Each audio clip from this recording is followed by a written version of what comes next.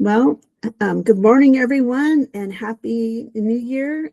Today is January 9th, 2026, and we are here for the Forest Health Council, Colorado Forest Health Council Legislative Committee. I'm Chair Larimer County Commissioner Jody Shattuck McNally, and I welcome you all and thank you for all being here today.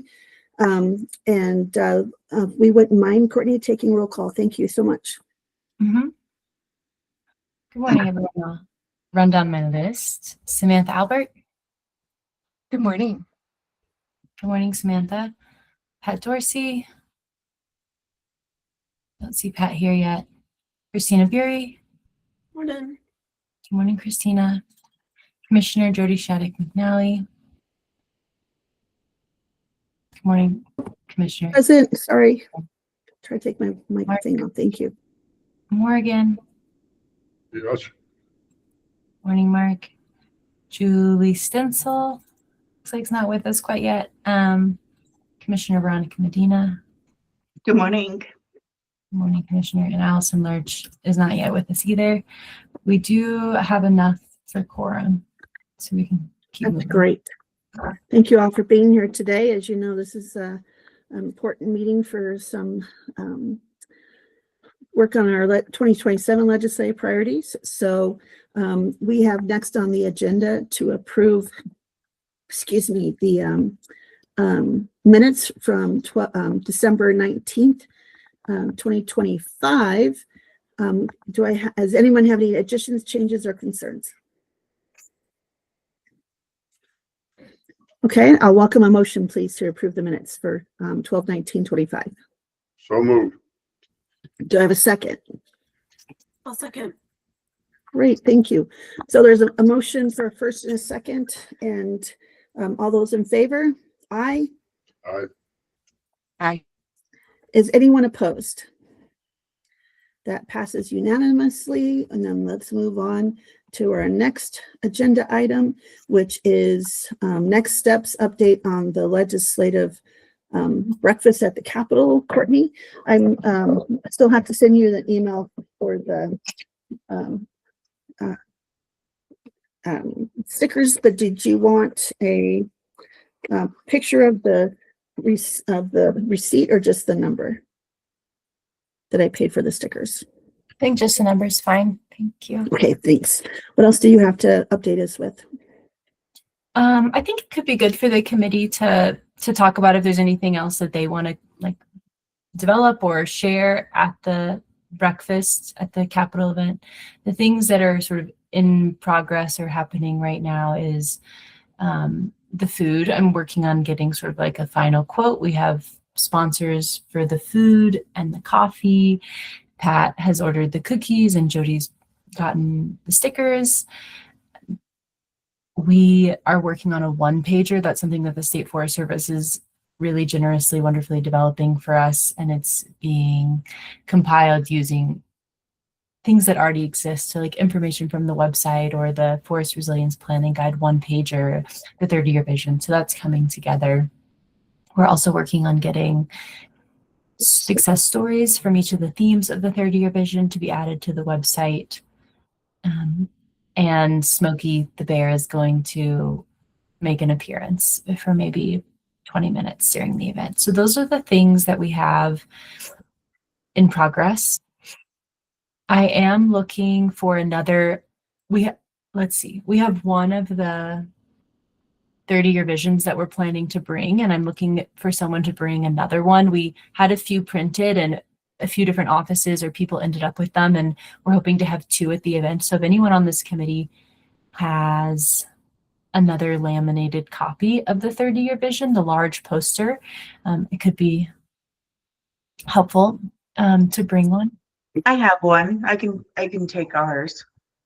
Okay. Thank you so much, Commissioner Medina. I think we were hoping to display both of those kind of at both ends of the breakfast so that it's really colorful and probably would draw people in. Courtney, can I interrupt? How would we one? Was that at a certain good morning, Julie. Thank you for being here. I'm sorry to hear you have some affliction in your voice. So I apologize. Oh. Thank you for being here. I think she sent our, if you look at the email, she sent her priorities. Did we have those from a different meeting, or would we have printed those, or? The large 30-year vision posters Yeah. were printed, I think, in October of last year. And they came to the meeting in Archuleta County in Pagosa Springs.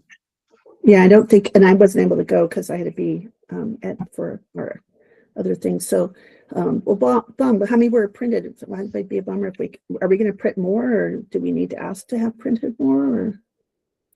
I think maybe 10 were printed. Okay.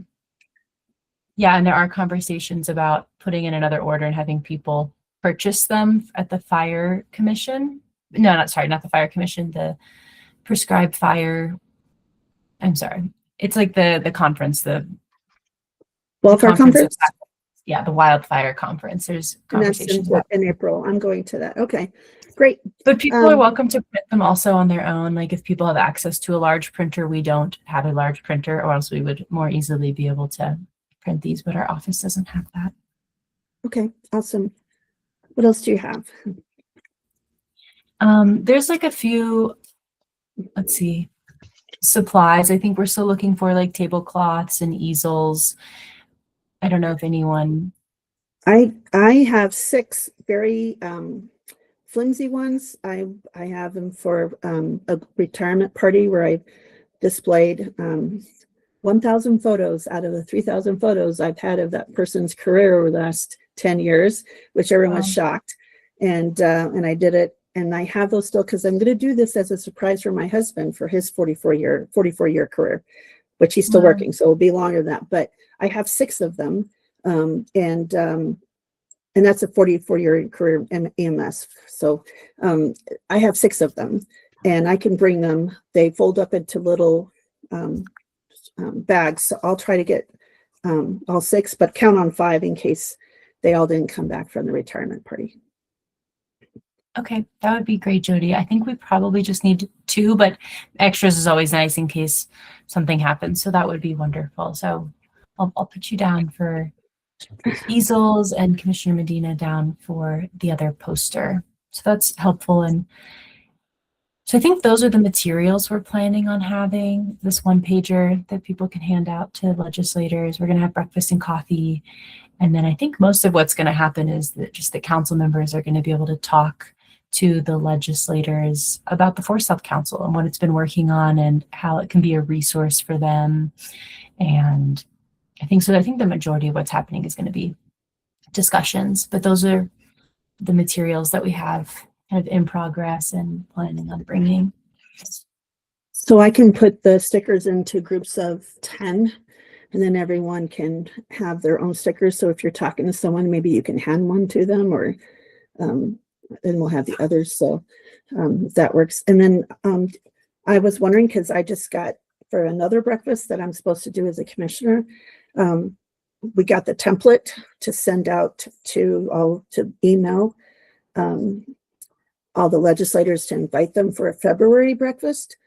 And so I didn't know who was doing that, or if you need help doing that to get all their addresses and maybe send them the same note, or maybe we're going to, I know the first day you wanted to have it kind of maybe a printed invitation, and then maybe the Sergeant Arms could go put them on all the desks for us. So I'm just curious what you need, if we're going to do that, and how are we advertising the breakfast to the legislators, because certainly would probably want to do that maybe in the next week. What do you think, Allison? We're working with our DNR's Director of Legislative Affairs, Daphne Gervais, and she's offered to assist with in-person invitations, or at least heading to the Capitol and doing that. Also, we're thinking of doing email as well. So let me get back to you if we need any additional support with that, but Daphne seemed to say she could take that on. Okay, great. Do we know when they're going out, or? We should have an invitation today that Okay. I've been working with our team, and so we should have the invitation by the end of the day today. So I guess I'm assuming next week is when they would be going out. Great. And again, I just got an email with a template for me to send it to my list of legislators to invite them to a different breakfast. So that's what was kind of reminding me like, oh, maybe we should ask how that's going. All right, thank you. Okay, any other updates? It sounds like everything's kind of getting in place. Yeah, everything's in place. I'll be sending, special emails to Mark and Julie about paying for the burritos and coffee. So that'll be coming as soon as I get the official quote from the caterer. And I imagine that'll come in today because I asked for it earlier this week. Should we put, probably just for disclosure stuff, should we put at the bottom of the invitations or something on a little tent at the breakfast who sponsored or bought that, just so that it's covered in case everyone thinks that you all purchase all that? And I also don't know what just trying to help any legal disclosure things. I'm wondering how that's going to happen. Yes, I'll be making, that's something that needs to be there. It's interesting. Yeah, maybe actually Jody, a third easel will be nice because we could say something like legislative breakfast and then have all the sponsors, because that is something we're needing to include. Okay. Well, I'll just bring 5, and then, like I said, they're pretty, they get heavy if you put them all in one box, but I can bring those. So Christina, I see your hands up. Thank you for your patience. Appreciate that. Oh yeah, of course. And we might get to it, but I was just wondering, like, I can't remember, Courtney, did we have people email you, like, who's all attending? Like, do we know who's going? And Yes. Okay. And do you have enough people to set up in the morning? And I can't remember, what time do you want people to actually get there to like help set up? And I'm bringing Smokey down, so like, yeah, I think a couple of details about what time, and like if there's another reminder email that's going to be going out to the council too. I was planning on just emailing the people who'd RSVP'd. Okay. And not the entire council. Let's see, of this group. And I'm going to pause just there for a second, Courtney. I just want to recognize that for the attendance and stuff, Anita Waters just joined, Commissioner Waters and Allison, and then also Julie's, joined, but she's online. She won't be speaking. I mean, she's here, but she's not speaking because of her voice, but wanted to just recognize that they all have just joined us. Thank you. I'm sorry, Courtney, to interrupt you. I was saying from this group, Commissioner Jody Shattuck McNally, Allison Lurch, Christina Bury, let's see, Pat Dorsey, Anita Waters. I have RSVP'd. I have them marked as going. Commissioner Medina, it sounds like you're going to be joining too. Is that right? I just want to make sure I have, if there's anyone else Correct. in this room who's planning to. I thought I'd Okay, sent great. in my RSVP, but my apologies if I didn't. I've been filtering a lot of emails, so also it's very likely. I think I should just go through them all again one more time. Okay, great. And also, if you RSVP'd on the calendar invite, I wasn't counting those yet. So thank you, Julie, for your RSVP too.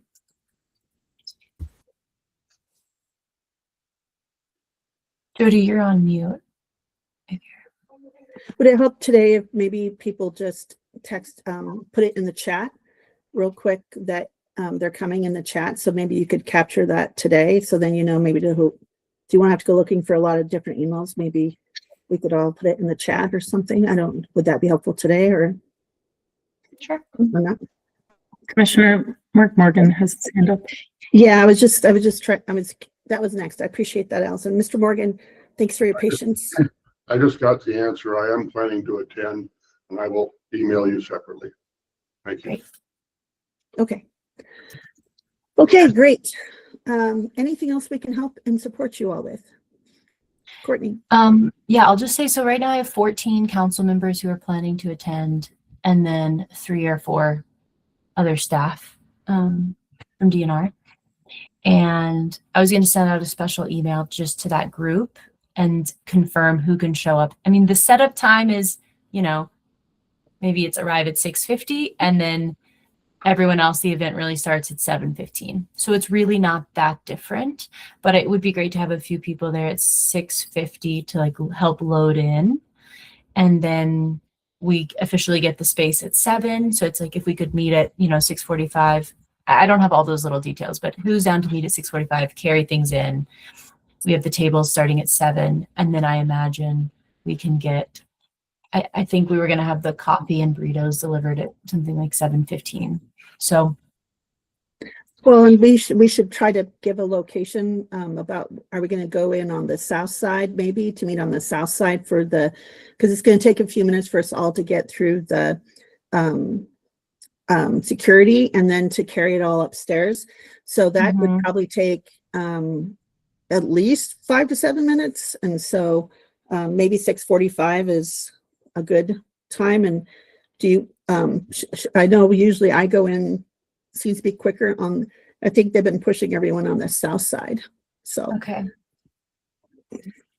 So this is my first time that I'm going to be at one of these breakfasts. So any sorts of insights like that would be great. I'll say meet at 6:45 at the south side to load in. do you have, I have one in the back of my car, I can empty it out, but it's like a foldable thing that it's like a crate that has handle and wheels on it. So if we have lots of things, I'll just bring that to help. So Commissioner Waters. Sorry, I was actually just mentioning something very similar. I also had one of those little foldable wagons, but you can bring yours. Mine's seen better days, probably. So, Oh, I think all the above is helpful. You never know. okay, So I especially can if we're bring mine going- then. Yeah. Yeah, especially like the burritos coming and things, it might be good to have those so we're not all arm holding and just, I think the more the better as we're trying to, do this for the first time. And, fortunately for us as commissioners, when we show up to the other things we're supposed to, people have done it so many years, it's all set up. And so, we just haven't had to clean up or anything. So, but this will be a good reminder for me, all the work that goes in before and after. So for that staff that helps us with the other things. So I appreciate that. Do we need 10 of them? Probably not, but I think 1 or 2 or maybe 3 is helpful. So great. Yes, Commissioner Waters. Courtney, would it be helpful for you for one of us to send you a good pin for drop off and locations for like the drop off of the coffee, the drop off? Would that be helpful? Yeah. Okay. Yeah, a pin would be great for people who are more familiar. I believe the caterer will be bringing the food into the Capitol for us. And I'll confirm that. But I mean, we'll still have lots of other supplies, the 1-pagers, the easels, the posters. So a pin would be great. Thank you. And I'm just Yes, I'll send you like imagining- a good location, a couple different options for like where we should meet, where we will, for caterers, to the right entrance for the caterers, etc. Thank you. Okay. I think, just to kind of, I don't know, ask the No, caterers, but no. I think it would be great to kind of mention that now, because I do think, it has to be outside at one of the, unless you want us to all get through security and meet you inside, but that might be confusing. So I just thought maybe it's outside if we want to help you carry those things in. So that's why I thought the south side was better. So. Okay. Any other items that you wanted to cover? I don't think for that event, I'll be sending out another email for the people who plan to be there in person. Okay. And there can All be a right. little coordination. We'll probably have a call maybe with the people who would like to attend before the event, like a little orientation or something. Okay. Christina. Yes, thank you. Is Dan going to be there? And do we need to like do anything special when Dan arrives or anything like that? Dan's going to be attending. There's nothing special when he Okay. arrives, but Cool. you can give him a hug probably. Yeah. Okay. Thank you. I'll remember. Okay, well, let's move on then. And Courtney, let us know sooner than later, because you know how my schedule gets about the meetings times. And but if you think of something else, or someone else thinks of some other idea or concept that maybe we needed to do, please email Courtney or Allison, and we can go from there. So, all right, let's move on to the pine beetle safe order and announcement. Any follow-ups with that? I do know there's a big call with Colorado Counties Incorporated today. That is at 2 p.m. And that's with all, you know, I think it's with several folks, but it's and that's at 2. And then I see there's a few people that have been, some commissioners that are on there. And then also next week on the 21st, I know they're coming to our county's work session and doing about an hour presentation. So so just wanted to share that. Allison. Yeah, just a very brief update on the Pine Beetle Task Force. And actually before that, Commissioner, is the meeting at 2:00 with all of CCI? Because the invitation that I have only has Commissioner Medina, yourself, and Commissioner Layden on it. Yeah, I guess you're right. I was just looking at that, and maybe it's just us. Okay, which is wonderful. Yeah, this would be a great presentation from Colorado State Forest Service. Go ahead, Nina. Go ahead, Nina, again. I believe it was sent out to all CCI because I'm not very much involved in CCI, but I did receive an invitation, and so I think it is to anyone in CCI who is interested. Thank you for that clarification. Yeah, that's why I said all, because I thought it was out. But I think you're right on the invitation is some of us exactly. But I think also the more we get the information out directly to commissioners that can ask questions, and it kind of helps get the word out to the whole state. I think that's helpful. So, right, Go ahead, Allison. Thank you, Commissioner Waters. Yeah, so just briefly about the Mountain Pine Beetle Task Force and the executive order. The task force is being co-chaired by Director Gibbs, Director Morgan from DFPC, and State Forester McCombs. They're all meeting after they're all starting to meet this month to really work on the timelines and the deliverables that are set before the actual task force begins, which is on February 1st. The appointments are due from the governor's office and from DNR. March 1st is when the facilitator needs to be put in place. And then also March 1st is the date when the co-chairs create a preliminary work plan and organizational structure. So there's a lot of internal work that's going on right now with the task force. And we'll have appointments coming soon.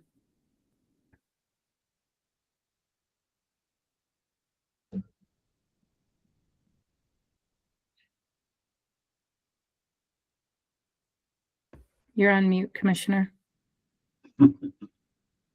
Yeah, it's Friday. It's been a week. We got all these new freezes and all these changes. It's just been interesting. Will it be open to the public, and will we be able to observe or listen in to the meetings? These pre-meeting, like the meeting today with just the co-chairs, is just an internal deliberative process meeting. The task force itself is similar to a commission or a council, so will be open meetings law, all of that. So yeah, it'll appear, and there's going to be a very deep connection that we don't have it down on paper yet of how the task force works alongside with this council and then the Colorado Fire Commission as well. So that'll be a lot of these preliminary conversations with the co-chairs on how we weave together all the great work that we're all doing, not being duplicative and all of that. So more to come, but yeah, it is open meetings law. So Great, thank you. Okay, let's see. On to the meat of our discussion today is the further 2027 legislative suggestions for priorities.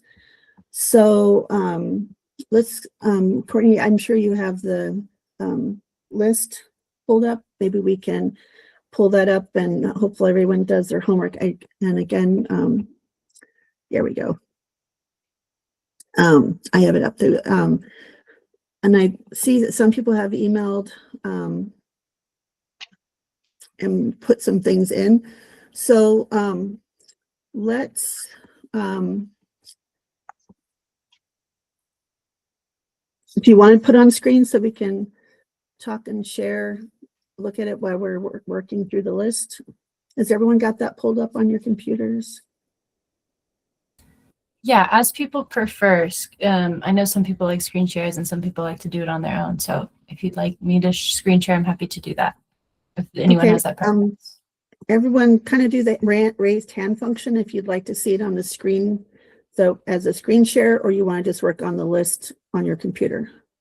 Raise your hands if you want to screen share.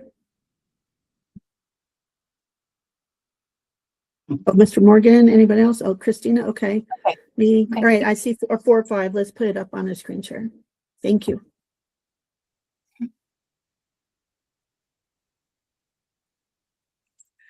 Okay, thank you all. And then I know, Julie, we got your email, so we have that information. Thank you. And I'm pulling mine up so I have kind of both up. So let's look at one question I had right off the bat, and I don't know if this is for Allison. I see, we had talked about this. The first item was extending the incentive for blue stained wood. I saw in the press coverage and the discussion as the governor visited that locally owned company that was doing selling furniture. That's Beetle Kill, and he talked about extending that. I saw that also in some of the press releases from the governor. Do we know if that's something the governor is looking to run, or is that legislation that's already kind of being suggested? All I know is what's coming out of these public events, Commissioner. So I think we could assume that that's what's in place. The governor's office is leading.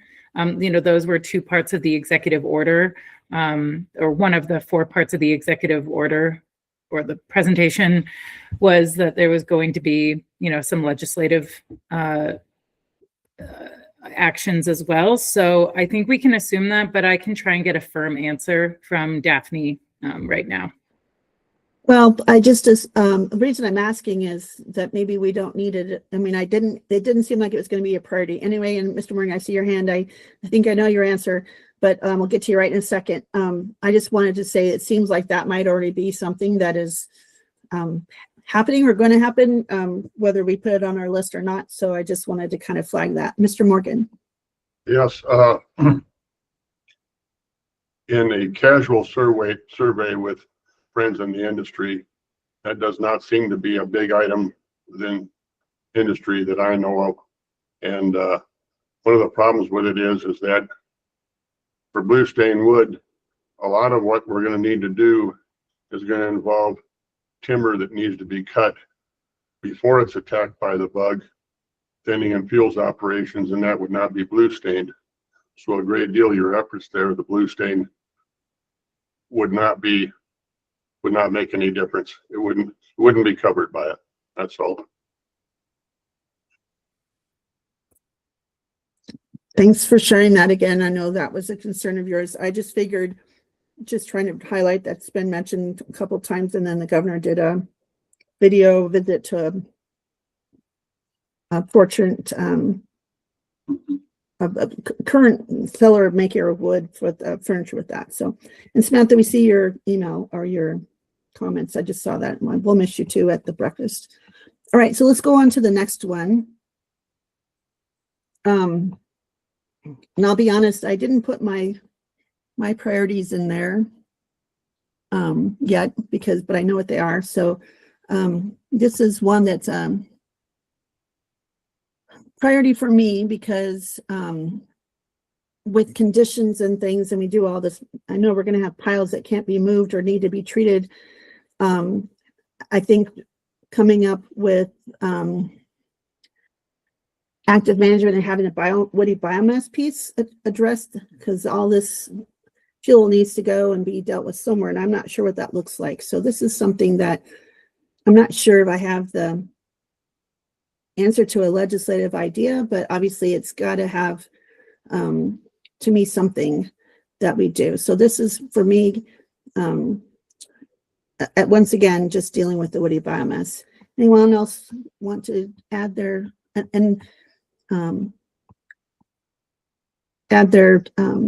comments on that? Mr. Morgan. That's a huge priority for a lot of the industry, and the use of woody biomass and what's going to be the ultimate disposition of it. That tells us what kind of equipment we're going to need to try to do this work and where we should put our emphasis. I do not want to speak for the industry, but individually here, and a lot of folks that I do know, we need to look at ways to leave biomass on the ground as much as possible, and to reduce this cost and treat more acres. The other part of this that we could do legislatively possibly is streamlining, come back again once to streamlining pile burning for individual landowners and access to those programs. It needs, I think there's a lot of room there to improve what we're doing. And I know that we're on the verge of having up here, we're already done our feasibility study in the camp, and we're looking at a biomass campus or circular economy for us with biochar, and also creating energy, and then also looking how we create that. So I think there is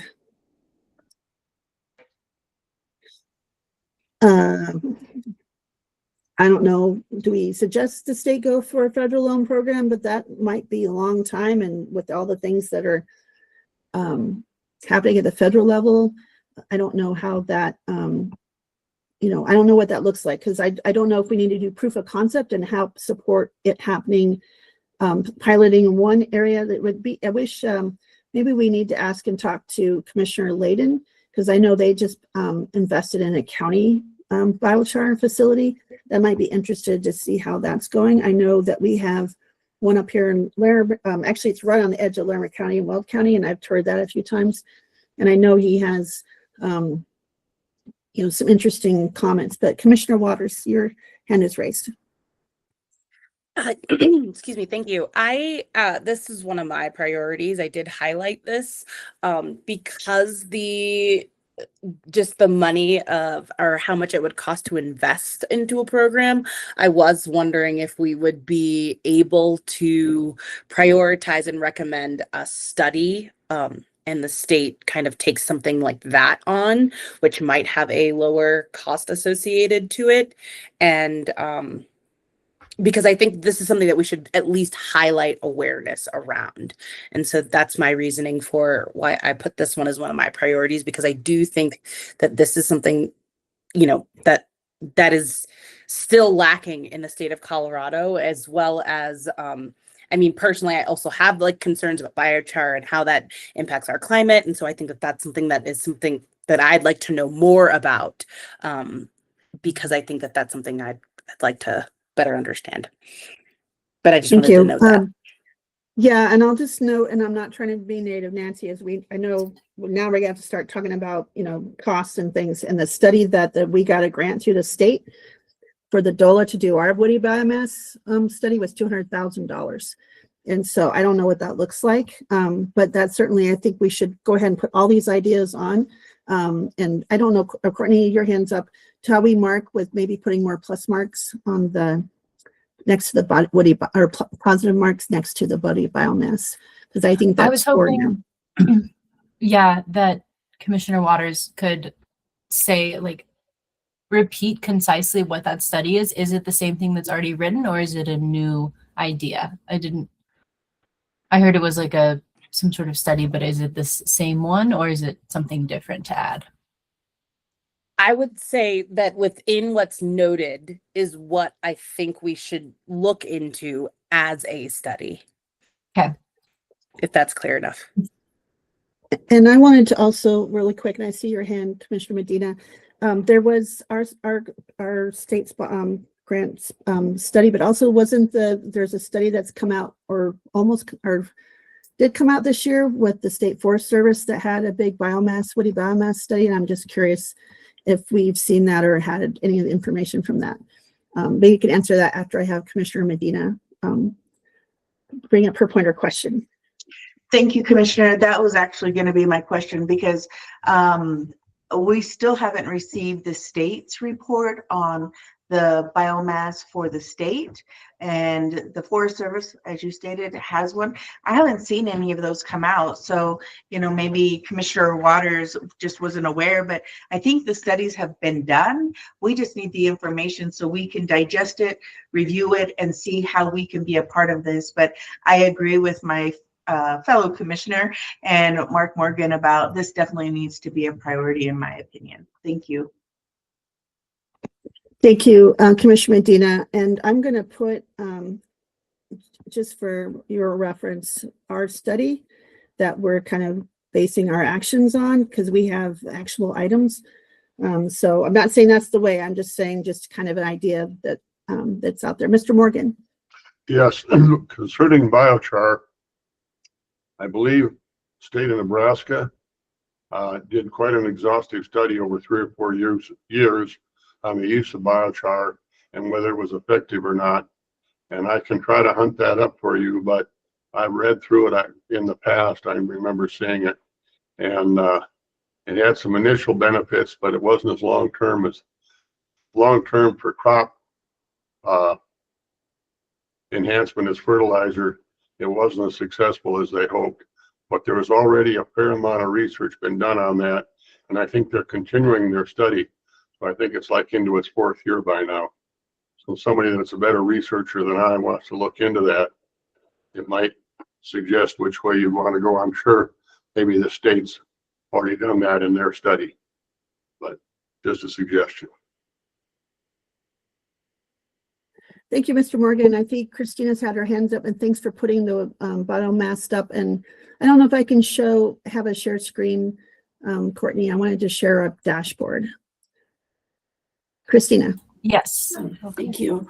Yeah, so the biomass study that you all are referencing is partially complete. It's not fully completed yet, but I think, so I put a link to what has been done so far. I think there is a lot of effort in quantifying the amount, like the quantity of biomass, where I do see opportunities to dig in a little bit more beyond what I think this study will provide is what to do. Like what I think it'll lay out options, but it won't have like a strategic recommendation specific for your geography of interest. So I think that is opportunity for more localized specific studies for what's best for your county, for your community in terms of those options. So just wanted to provide that context, and I'm happy to bring our experts in anytime to share about the study or have those conversations. Thanks. Yeah, great. Thank you, Christina. And you guys have built a dashboard too. Courtney, can I share our dashboard? Yeah. Because we do have quantified how much what we need to do, and I just wanted to share that. Just for reference. All right, so how does that work? Oh, there it is.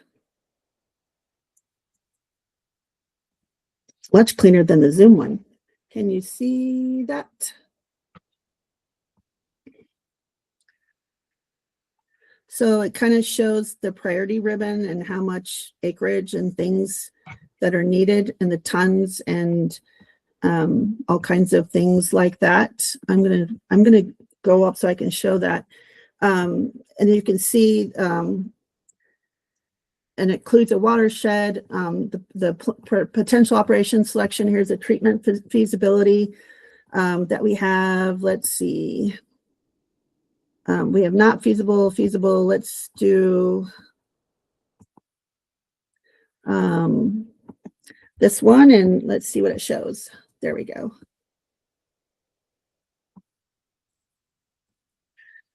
So I don't know if that helps kind of looking at, you know, how we're looking at how much acreage, the tons, the biomass, the live, and I have someone can come and walk through this all of it because I'm, to be honest with you, I'm just still learning how to use all this, this tool. Because we're looking at this seriously of developing something like this. If I get my way, it will be done the next year or two. But and then if you look at, let's see, a different treatment area, let's do roadside treatments, and let's take this one off and see what it does. So then it shows a different ribbon. So I don't know if that's helpful, but that's just kind of something that we're, you know, we're quantifying and also kind of some for areas. But let me share a different screen. Let's see, do I have to unstop sharing and do a different screen? I'll present someone else. Okay.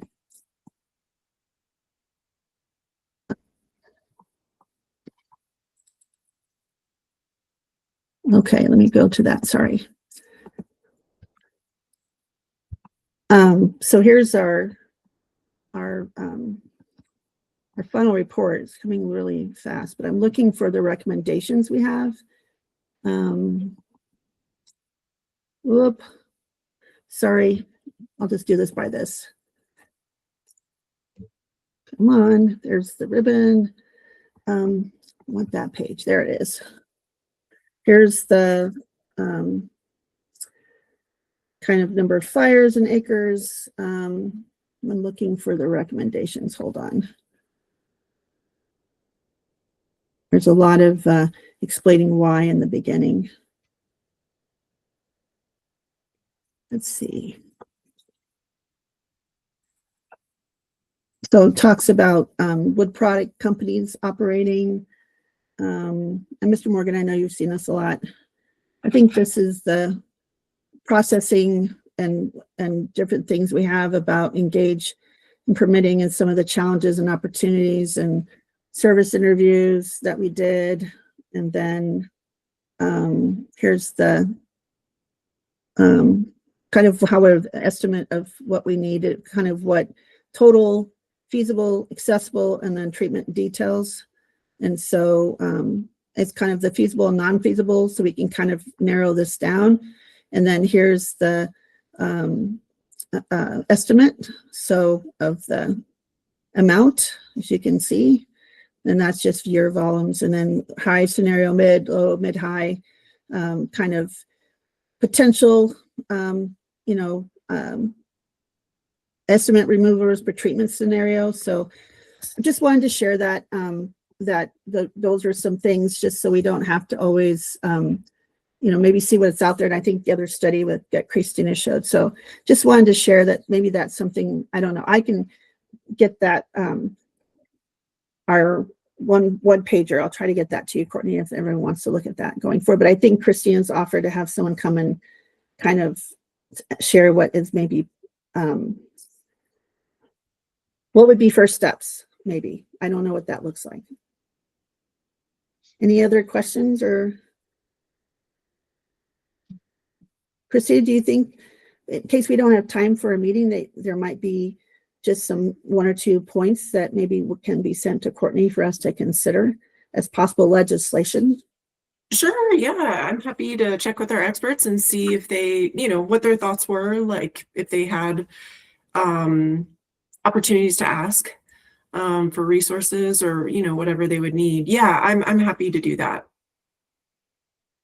I know that pretty much we were told if even it had $5,000 note to it, don't send it. But I think since the governor has made this an executive order and a priority, I figure that's an opportunity that maybe this might get a chance to have some funding. And so I think that's why we should still consider that we might get something with funding attached through because of the urgent nature and priority for the governor's office. So I just wanted to kind of share that too. I think that's an opportunity for us. So would you agree, Allison? Okay. All right. So let's go back to, thank you for letting me share that. I just wanted to, we were fortunate we got that $200,000 study, so we could quantify this and look at our county. That was a year-long study. I know they interviewed you, Mr. Morgan. They interviewed a lot of us, and it was an outside team that came in, and so just some reference. All right, let's go on to. So how are we marking that? With a priority, we had how many? Think 4 of us, 5 of us. Do we need to kind of put so many pluses, or how do we want to mark that? Or is it just because it's at the top of the list? What do you think, Courtney? Yeah, I'm open. I think, let's see, one of these high, if we're talking about biomass, Pat had typed in high, Commissioner Medina had added high. If anyone, maybe I'll just do it like this also. Pat Dorsey, Veronica Medina. Jody, are you wanting to put, I also, Yeah. because people are in the document, it'd be like, you can let me know if you'd like me to add your name, or you can add your name yourself. I'm happy to add people's Yep. kind of votes here, if that would be helpful. I would, Okay. And put me in there too, because obviously I just tried to do it and put it in the wrong spot. And same with me. I also prioritize this one as well. Mhm. Okay, great. So there's a lot of priority there. Anyone else? I'm trying to look in my document, also looking in the comments. Let's see. Anybody else have been in the comments? Sorry, I've been switching screens. Anybody else want to add to that? Okay, let's move on to the next item, which is a placeholder for the pine beetle work. And my first question, Allison, because I know they're having that meeting today. Do we think, my question is, we have the placeholder. Are they going to look, is they're partnering with us for us to make a recommendation for 2027? And they're maybe going to run different bills for now this session, because we already have our priorities out that have been, I think the 1 or 2 have been going forward. Do we just, is the task force going to suggest legislation or actions and then we just support, or are they going to ask us to kind of put it on our legislative priorities? Do we have any idea what that might look like? So, Commissioner, I don't think that we have that fully solidified yet. However, as I mentioned earlier, I would prefer that the task force is a partner to both the Colorado Fire Commission and to the Forest Health Council, whereas the commission and the council have the statutory duties to make legislative recommendations. So I don't want to say to remove it, because this is going to be a very important task, if I might say, for sort of all of us for the next few years. However, the timing of this is a little interesting, right? We're making our recommendations now, and for next year. And, the task force isn't going to really, June 30th of this year is when the task force really solidifies their like work plan and all of that. So that, you see what I'm trying to say, is that timing's a little clunky. So having this on our mind is very important. One of the big things I've been thinking about when it comes to pine beetle, I know all of us, I think I said this last time though, so I'm very sorry if I repeat myself, is that, right, we've got what's in front of us, dead trees on the Front Range and some of these, you know, areas that are popping up. But to Mark Morgan's point and what we talked about, that we did talk about this last time, thank you, Commissioner Waters, is that we have to think about all of our forests still, right? And so I think about, like, I've been trying to really conceptualize how we have this placeholder as really reflecting the vision that we all have and have created in this council for healthy forests in general, right? It's like, are we chasing dead trees right now with some sort of recommendation or some sort of vision, or are we really needing to start focusing on ensuring that the rest of our forests are, how do we get out and support sound forest management to the rest of our forests in light of mountain pine beetle? So, and Mr. Morgan, I see your hand is saying, so my reason for my question is, I agree with everything you just said. So I'm wondering if we just don't discuss this right now, but leave it as a placeholder still, because we don't know what this looks like. And there might be something that pop up by June, and we usually formally vote for these, in April, or because we have to present in June or July. So I'm just curious, if we just left it as a placeholder right now and just kind of still wait to see how this all gets into a groove, or what kind of bubbles up. So Mr. Morgan. Yes, I believe in the rollout for the governor's press release. Director McCombs brought up the point that one of his major points was that we were looking for forest health to see that this does not happen again. That was one of his points. And I think that's what Allison Lurch is talking about here. And I think, you know, this is part and parcel to everything that we're trying to do here with our 30-year vision. So I don't know whether you need a placeholder or whether I wouldn't have a suggestion on where to put it, but I think the efforts on this mountain pine beetle thing is going to be, it's just going to be one more piece of a forest health program and a change in the mindset and the way we have to think about it. I guess that's what I would say. Thank you. I think one of the things that when you said that, I don't know who said that, but don't go chasing dead trees. I think it was said in the press conference. I don't remember who said that, but I think your point, Allison, did you say this, that, or maybe Mr. Roy, you said this as well, we have to think about the whole picture in forest health. And so let's just leave it as a placeholder for right now.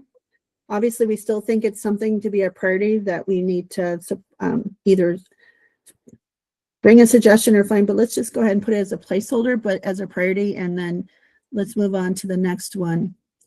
And these aren't being carved in granite. I think Julie had asked, and I think you had also answered, Courtney, is just, I think we're not really ranking. I'm just trying to find out, you know, what this looks like, kind of consensus if we're going through and just seeing if we get to top 5 or so. Courtney.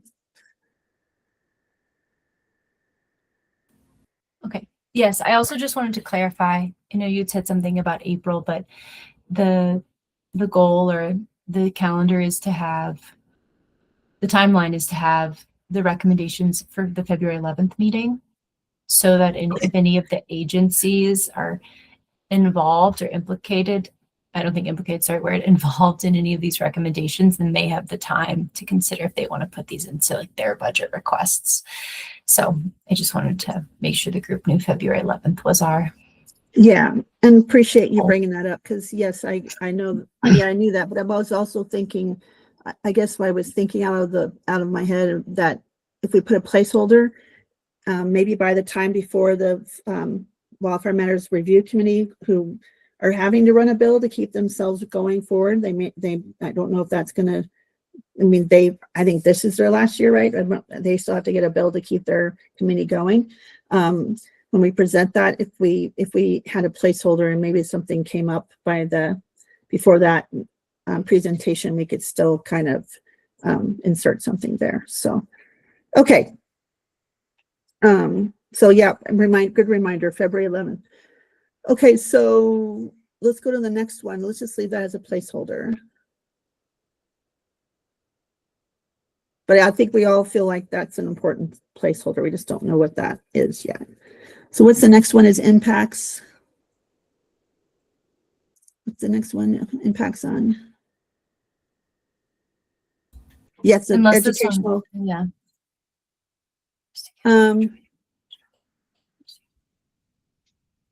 Yep. I think it's still Mountain Pine Beetle related.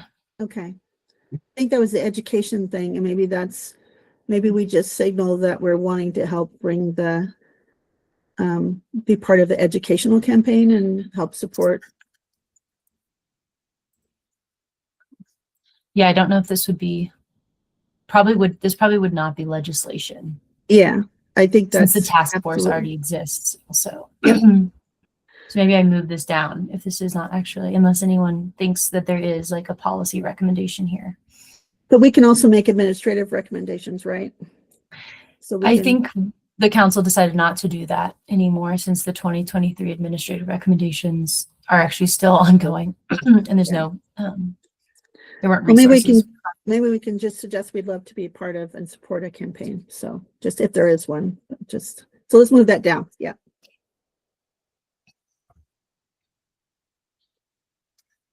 Okay. Wait for you to catch up. Awesome. All right, let's go back up. Is this working for everybody? Are we keeping? Okay. Is the impacts on utility infrastructure and I think this said this might be more policy and regulation, but then also it was Mr. Morgan, with me, this was more of a federal thing. So Mr. Morgan. There's also, I think there are some legal ramifications there on the ability to do this work outside the right of ways. The first course is to have them at the table planning some of the work. And then I believe there was also some interest in actually being able to allowed to do the work. So there would be, I believe there might be some legislative effort there to essentially allow the work to occur. So I've been part of contracts in the past where some of the utilities companies are trying to do the work and they can't get the legal agreement or clearance in time to do the work. I think there might be an opportunity to streamline some regulations as well as putting them at the planning table. And I can see from the previous notes, this was a priority for everyone to look at. Courtney. Oh, I'm sorry, Jody. I'm not trying to jump ahead of you. Nope. But hearing what Mark is saying, I'm wondering. I would love for us to be able to be specific. Like, Mark, do you have any examples or like the names of any of the legislation that's getting in the way, or any of the, like, what are the pieces of policy that are hindering this, especially that are state? Because I don't think we could have a state legislative recommendation that addresses federal policy. But if there were any state regulations you see specifically as being in the way, or like licensing or permitting issues that you could name, or like that I could, that you could link, I think that sounds great, and it sounds low cost. And I'm really wanting, if possible, to have specifics. Yeah. That's what I was thinking. I mean, who would have time to go through and look? And I think Julie, maybe you have some ideas about what that might be, that it would be state regulations, or local regulations. But I'm not sure what that even looks like. So it seems like I heard someone's voice. Did someone want to say something? Christina. Yeah, yes, a lot of the barriers are on federal lands, although I think, Julie, I'm not trying to put you on the spot, especially when I know you have laryngitis, but I think that I've heard through some of the fire commission's work that I think it was Wyoming, there are examples of states that have some kind of legislation that has to do with on the liability side of things that have been beneficial to utility corridors.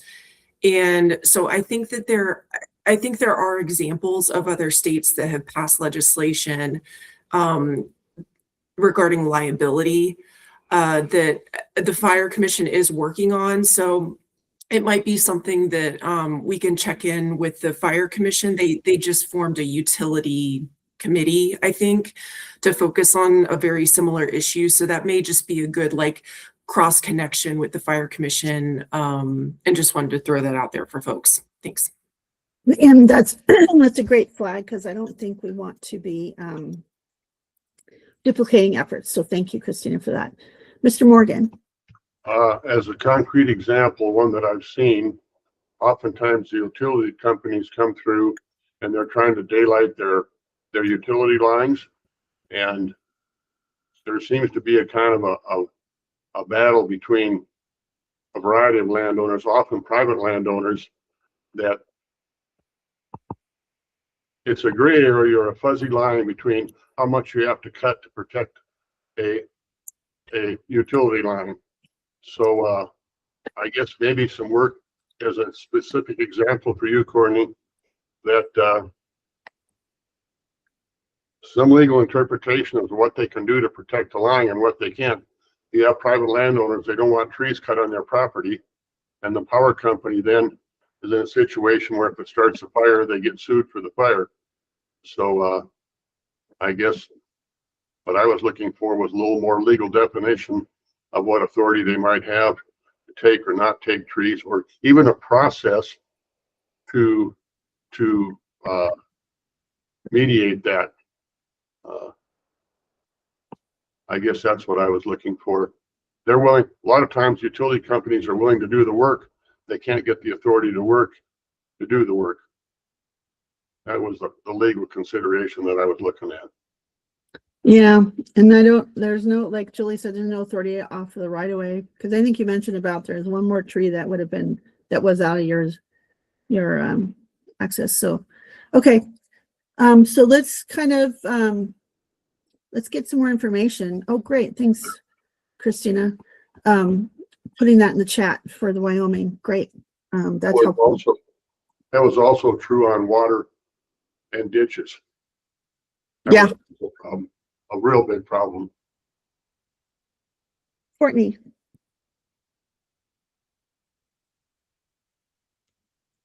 Courtney, I see your hands raised. Oh, yes. Thank you. It seems like there's a lot of interest here. Can someone volunteer to flush that out maybe, or a little more? I know we're running low on time, and I don't know if maybe someone from the Fire Commission wants to check, or we were saying we were going to let the Fire Commission handle it, or was that Yeah, I think we should see what the Fire Commission's doing, so we don't, like I said, duplicate efforts. Christina, since you're aware of that and you know of this other idea, do you have time, or would you be willing to kind of flesh that out a little bit? Yeah. Yes, I'm happy to do that, and I will get back with you all. Great.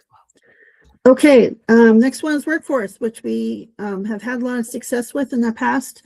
And with our first bill, Senate Bill 5, and I still feel like this is one of my other priorities, because I don't know if other folks are seeing this happening, but I know at state and local agencies, people that have like Boulder and Jefferson County that have gotten some extra revenue from sales tax or whatever they have done in place are now hiring people out of other counties or other agencies. And so there's a little bit of folks where the money goes and they're becoming the workforce for mitigation on those. So I think this is kind of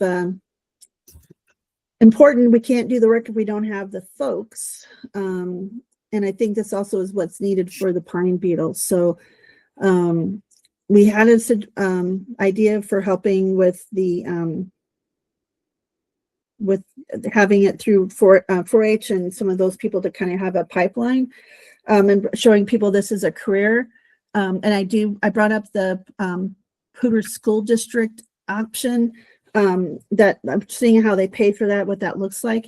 Because they had those 40 students out there doing the work. So I haven't had a chance to hear back from those folks yet because of the holidays and kind of the end of the year. They were kind of out of school already. So I have a appointment time to talk with them before our next meeting. I couldn't get it done with both our schedules. So I just didn't know if that was still a priority for anyone else or anyone else had any ideas. Mr. Morgan, I know you have details on that program. Yes, and it would still be a priority for me, a high priority for me. I still think that it's one of our biggest problems. We don't have the people to do the work on the ground. So I would like to be added to that list. And I think I've been reaching out to some people on the 4-H side of this. And I think our original ask was rather large and kind of doomed to failure. And I think we need to come back with a more streamlined process and use more of the initial infrastructure that's already there. I think. Well, that was the idea, and we had worked with, and I know they had interviewed the Director McCombs that was actually working through 4-H to one of the regional directors, and that was their suggestion. But I do have a meeting with those people, but for another reason next week, so I can bring that up and see if they can streamline it even more. But that was just for, I think, 5 areas that had Colorado State Forest Service locations along with the 4-H. So so let's let me get some more information. So can you put in the other one, the Hooters School District in the existing programs, the Poudre PSD workforce through their career technical, they're pushed out. I mean, that's up there in the one with the workforce development above the 4-H program. It has its own. Oh, there it is. Yeah, okay, I see it. Here it is. Yeah. And if there's any policy related to that, we could fill in. Yeah. But yeah, it has its own line. All right. So I'm still working on that, just to let you know. And I was hoping to have that this week, but that didn't work because of back to school issues. Okay. Anybody else make this a priority, or any questions, ideas, thoughts? The other idea I had there was we have a lot of fire districts that are hiring crews or looking, I had done that program up here where we had given money for summer for paying for interns for them to had 2 more. And one of those folks ended up fighting in the Alexander Mountain Fire, and they were out actually doing mitigation work with the fire, being trained by the fire team. So I also wanted to maybe add how maybe, because the infrastructure is already there, how do we help fire districts bring on interns? And again, that's a financial incentive, but I mean, and then there's also the Conservation Corps group, but I don't know how they're being impacted by federal money. So there's things already out there that are doing this work. I just want to know how we can support them or expand them. So I just want to make sure it's kind of, we're not trying to duplicate something, but also maybe support what's already there. So, and like I said, I didn't ever have this program. Allison. Commissioner, thank you so much. I'm thinking about some collaboration that we could also have with Serve Colorado in this space as well. And there's definitely some discussions going on how to support the youth corps, but as well as Colorado National Guard or additional groups as well. That's a great idea. Thank you for that. That's why this group's so amazing, because we're all in different rooms and meetings and we can do that. I think that's another great idea. And I'm wondering, I know that's why I want to look into the Poor School District model, because if the school districts can offer credit, high school credit, or if we have some philanthropy that wants to support that. I'm just, thinking out loud about that. To get people to see this as a pathway that has a good it's a good career pathway. As Mr. Morgan knows, we have that through Senate Bill 5, and I'm wondering, Senate Bill 5, I wanted to revisit that a little bit, because we thought we remember we had heard that maybe Mr. Morgan, you said it had been clawed back, and I don't remember how many years that was. So I'm wondering, do we need to look at that again to see if that needs to be reauthorized, continued, extended? I'm wondering about that since that was successful. Mr. Morgan. I believe that funding was not removed in the end. I believe the program did go forward as funded, as I understand it. I'm wondering, thanks for filling that in. Do we remember how long that was? And that's why I was wondering if we needed to. It was funding for the teaching position was a major portion of it was for this year. So there was a 2-year program, but it was a year delayed in getting started. So I do think that they did go back and reauthorize. They funded the position through another source, and then I think they were reimbursed for it. Okay.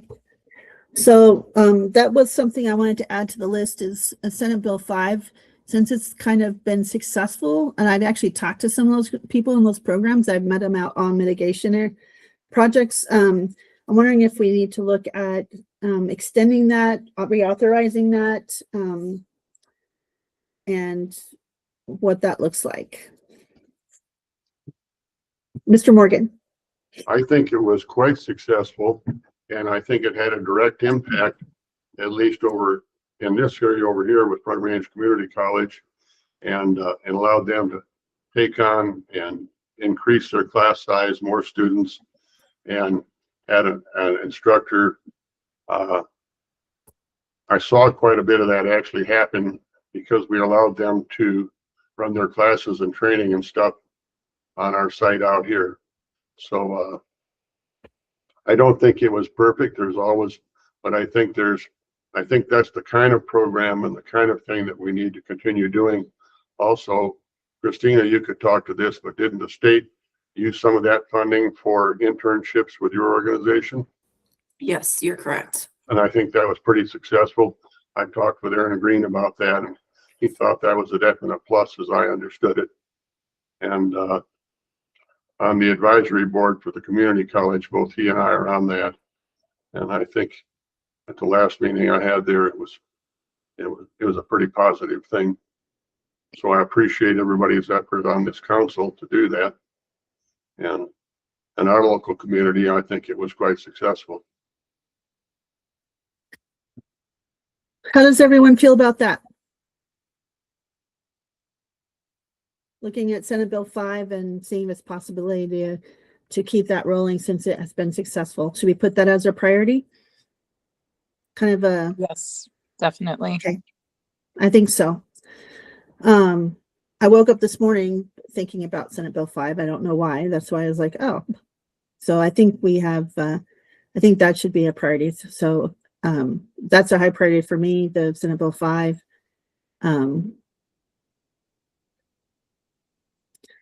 Okay. How far down the list are we on this?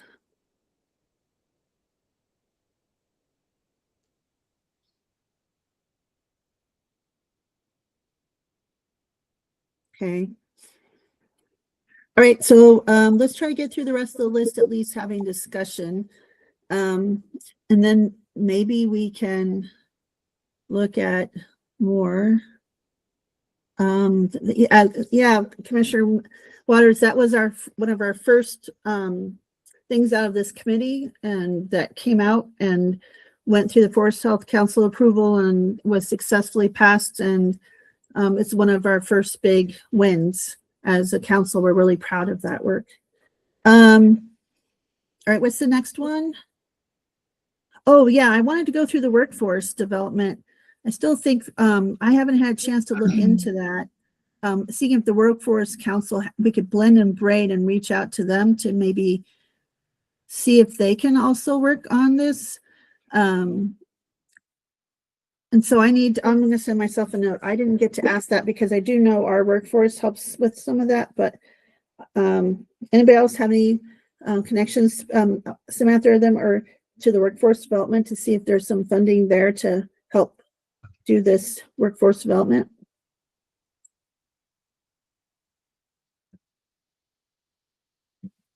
Sorry, Jody, you're asking specifically about funding, or like if we have questions related to this? Sorry, I may have misunderstood your question. Thank you for asking for clarification. Number one, how do people feel about looking into this funding and seeing if there's a connection? And does anyone have connections to any other workforce development councils or to the state one to ask to see if there's an opportunity to blend and braid funding here? Yeah, I can speak from my experience. I mean, OEDIT kind of interfaces with the Workforce Development Council purely from like a training and skill building perspective. There's definitely the opportunity to stack funding. I feel like probably this makes more sense to tie into some of the other workforce stuff we've mentioned as maybe just like an additional layer. So I think it's a priority, but maybe just like a piece of the puzzle, if that makes sense. Yeah, that's exactly what I was looking for. Thank you, Samantha. I appreciate that. Anyone else have any other ideas about that? Okay. How about we move down to the next idea? Is the insurance navigator brainstorming to support? Do we know how that other bill that we helped support that had the navigator for that was embedded in that legislation for the navigator to help smaller communities or agencies around the state navigate grants and things? Do we have any update on that portion of the, I think that was 2024, correct? Everyone remember that? I remember a Rural Navigators program. That might be us. I can check with James on an update. Allie, am I? Yeah, I think you're spot on with that. We've Okay. got a one-time Rural Navigators program. And so, yeah, I'm trying to chat James quickly to see what we can get from that. Okay. Yeah. Thank you. Because that was my thought is, we have things that have passed and have been successful. Maybe that's something we just reinforce or extend. So I'm just curious about that. Housing timber resources for initiative. We need to flesh that out. So anybody have any information for that? Which, It says incentives related to housing and timber. OEDIT may have resources for an initiative. Samantha. Yeah, I think this one came up when I had mentioned the conversation we'd had with Gates about the mass timber. And I think the reason that I flagged it is because OEDIT specifically has been investing a lot in housing. And so I think this is probably a lower priority, but something to look at for the future of like, how do we work with timber industry and companies with housing increases and whatnot. So I think more so a flag, but I would say maybe this is like medium to low. Okay. And I think it's great to keep it on the list for future conversations, as you said, for future ideas or thoughts. Mr. Morgan. I think that one, I think there may be something there. but the cost of this and the plans, this will not be driven by state programs, I don't believe. There's an opportunity there.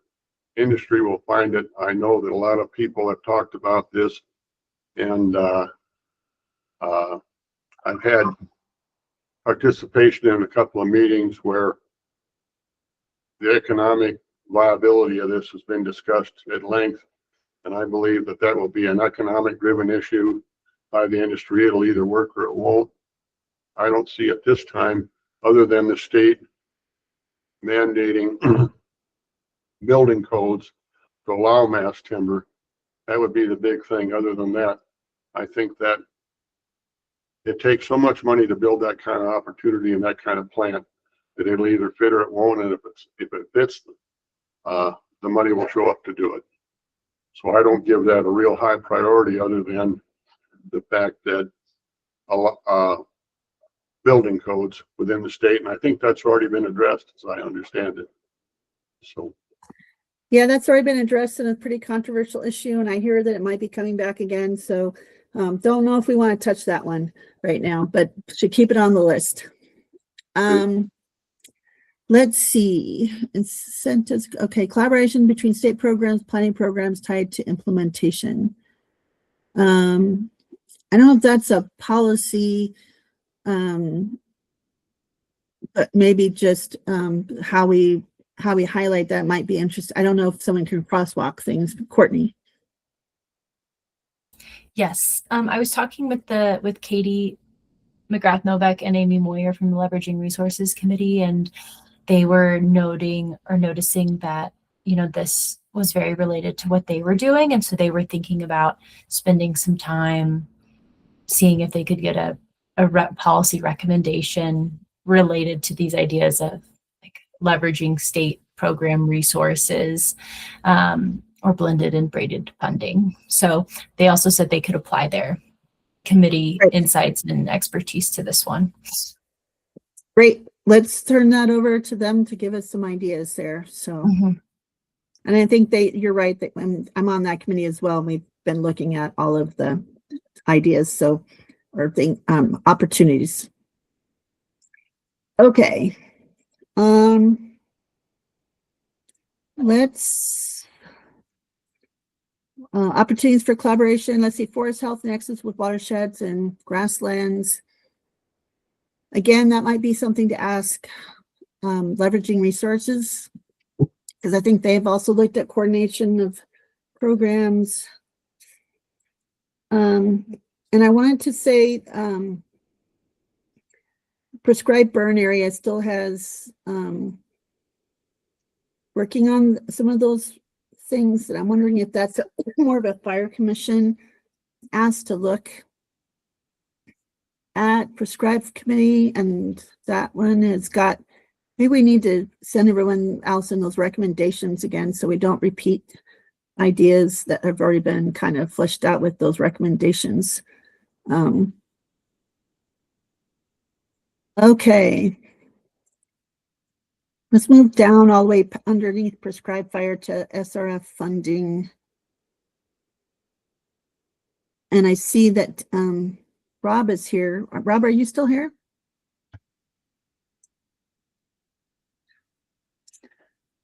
But exploring how this is working in other states and get a non-alleged fix. Okay. All right. So I think we're kind of at the end of our list. A lot of these other ideas are maybe just things fleshing out. Commissioner Waters. I wasn't sure if we were open to additional ideas in this meeting. It's a very small one. I think we are, because I have one I wanted to end. I don't see that's on there that I had talked about before, so I'm hoping to add that. I didn't want to add it in to the list, but go ahead and share your idea. Yeah, so I recently read an article in the Colorado Sun that was published around the beginning of the year around the Nature Conservancy as well as the Trust for Public Land and Western Resource Advocates submitted a ballot measure to basically de-bruise sporting goods materials in order to fund wildfire watershed forest health projects. And so I was wondering if we would be interested in making a recommendation for the legislature to endorse that ballot measure. I know that that's something that I believe is possible. And so I wanted to share that with the group. I can plug in, I'll drop the link in the chat to the article as well as the submission of the ballot measure and the wording there into the chat real quick. Yeah, I am aware of that. I think a lot of us are aware of that. And I'm not sure how that goes endorsing those kinds of groups. I guess I would ask Courtney and Allison, are we able to endorse ballot measures? Commissioner, that's a really good question. I wasn't thinking about that this whole meeting. I need to take that back to Daphne to get reassurance on the answer that I want to give. Okay. Also, I know there's local measures as well coming up that are focused on this. So I think that would be also asking if it's a regional versus a statewide, and does the state have to be involved with it? If it's a legislative, the Colorado legislature approved measure, like they did with the state funding for school lunches. I'm just wondering what that looks like. So, okay.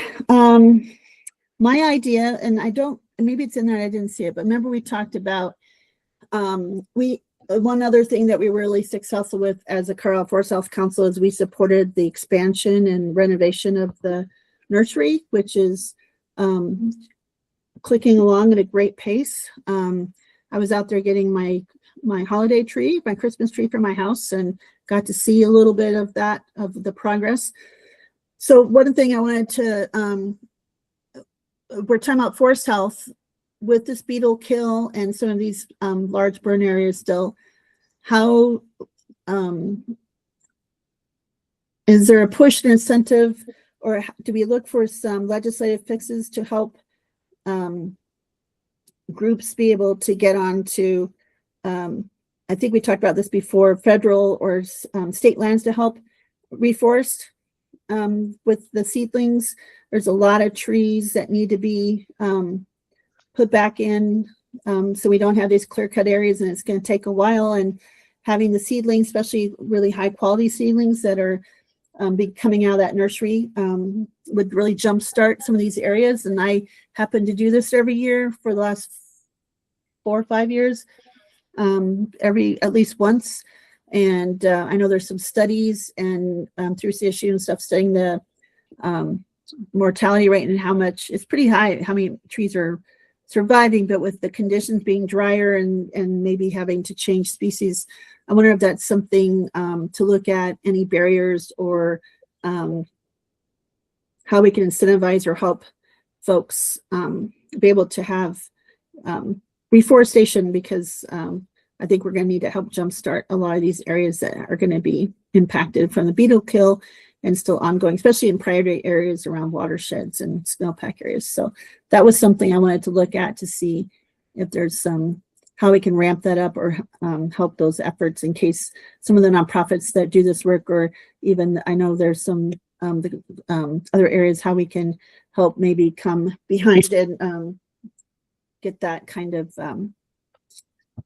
forest health wise, we're the mitigation, but how do we come back in certain areas that are impacted, get those back to a good forested areas. So Mr. Morgan. Yes, most of the beetle kill areas will generally reforest themselves through natural regeneration and natural seeding quite well. What does concern me is in certain areas in the large burns that we've had within the state, we burned so hot that we had some soil sterilization, and that is a real issue. And most of those areas are in our real critical watersheds. So I think concentrating those planting efforts on areas where, you can plant and get like a 3 or 4 year head start on natural reseeding that's going to occur anyway. But in certain areas where you had a really, really extreme temperature burn, that could be 100 years out. It could be 50 years out. You're going to have to encroach the watershed from the edges over time. It might be several generations of trees rotations. So I think if we could look at where those areas are that truly have that kind of condition and concentrate our efforts, I think that would be a great use of the potential of the refurbished nursery over there. So You said that better than I did, but that's exactly my thinking. So, but I wanted to, policy wise, do we incentivize help, access, and also whatever barriers are to help maybe use that? Because the snowpack areas that are impacted, that's really impacts water for everyone downstream. So we're out of time. I don't know if we got through the whole agenda, Courtney. I think that was our last item. Let me look. Anyway, hope this was okay for all of you. I think what I'm looking at next is that we have, I think we have some that kind of, as you can see, remove everything down the list, and maybe Courtney, you can kind of separate. There's some that are they're just not maybe legislative, but just ideas we have that we can maybe put those at the bottom and group them as parking lot discussions. And then the rest that are maybe put up so that next time we look, we can see if there's 3 to 4 there that we want to explore, and we'll have more information. I have homework, so I think other people have homework. So does that sound like a plan, everybody? So just kind of look at those ones at the top. And Courtney, what did you want to add? I'll go ahead and reorganize it. Right now, we only have one more meeting on the calendar to essentially finalize the recommendations.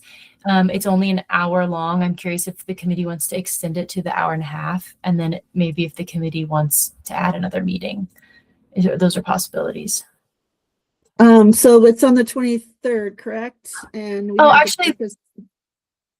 actually, and there is another meeting on February 6th. So there's 2 meetings before the full meeting.